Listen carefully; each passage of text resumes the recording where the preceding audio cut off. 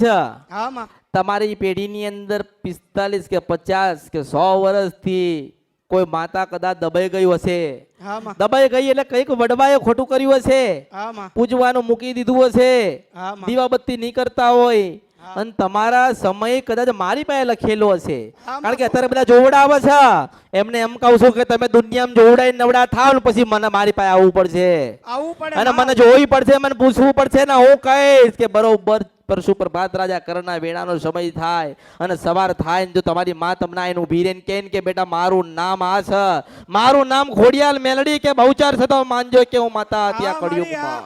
હા માં હા માં અને મેં તને એવું નથી કીધું કે હું કરું એ જ સાચું, ના મારા મહાદેવ બતાવશે તો જરૂરથી બતાવીશ. અને મેં એવું કીધું છે કે મારા ભગવાન શંકર નહીં બતાવે ને તોય બતાવીશ, કારણ કે મારી કાળકાના રામ છે, હું પાવાની દેવી કાળકા છું, હું સિંધવન છપરા નદી એક ગંધર્ભિયા મેલડી છું. હું નાની નથી, મોટી નથી, રંગે નથી, રૂપે નથી, આકારે નથી ને વિકારે નથી, નિરંજન નિરાકાર છો.